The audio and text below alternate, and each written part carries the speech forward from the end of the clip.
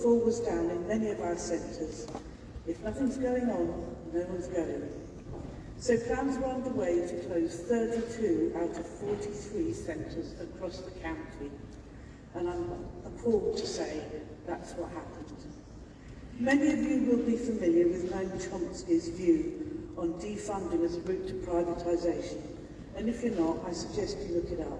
Because up and down this country, children's early years provisions are being redesigned into hubs, a model that is in common use by American healthcare giants.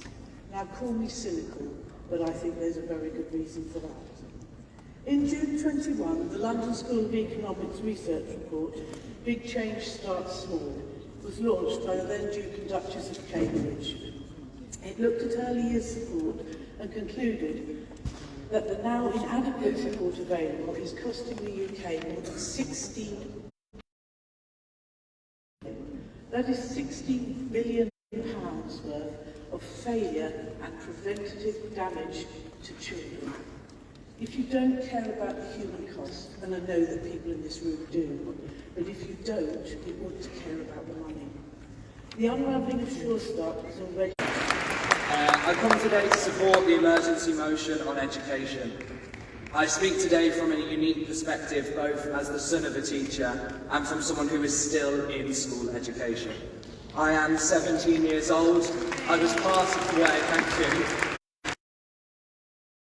first year in education when the Tories came in. My mum is a teacher, she has been for 26 years, but she would kill me if I know that she doesn't look old enough.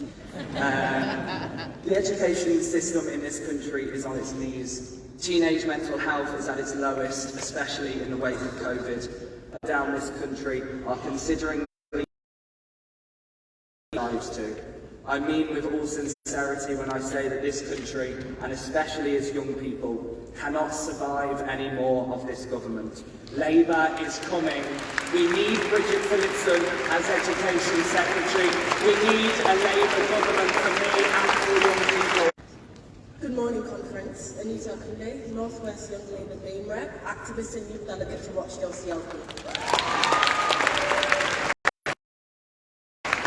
When I'm not being angry at government, I'm a student who has received 7 years' worth of free school meals. I'm here before you as a long-term benefit of free school meals and breakfast clubs.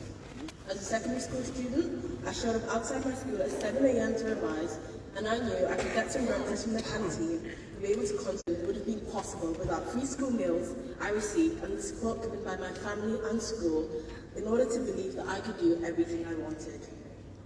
I shouldn't be the exception. This should be the standard for young people across the country. I've seen power of young people who are willing to create change, but we are tired of broken promises and a government who ignores our needs and puts us last, and also would be a lot more impactful on a full stomach. And so I urge you all to support this emergency motion. Thank you.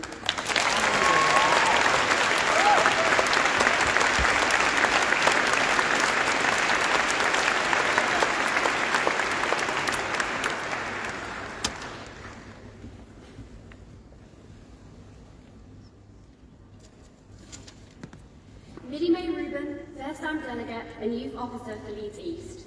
I'm urging you all to support and fight for you. I'm soon to start studying to be a nurse in our wonderful NHS. I'm doing this because thanks to the incredible mental health nurses, I am finally in recovery for bulimia. Their careless care and support meant I was able to complete my education and carry on with my life. I'm lucky, but there are still so many young people who aren't. They're not getting the treatment they deserve, with the waiting list for CAMS just too long, sometimes being too late, and they're already being adults. The inequalities faced in healthcare for working class families are detrimental to young people's development, socially and physically. So if we don't protect our NHS from this Tory corruption, then the future for the working class is bleak. But with a Labour government, I know we will be able to support the many young people like me that rely on this NHS so much. Thank you.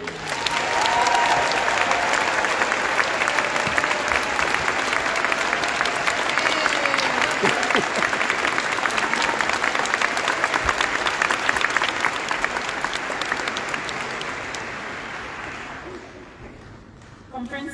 My name is Emma Foodie. I'm from the Cooperative Party and this is my first time speaking at the conference. Many of you will have watched with pride the programme Ambulance on the BBC in recent weeks. Watching brave paramedics, call handlers and dispatchers work with professionalism and compassion as they help those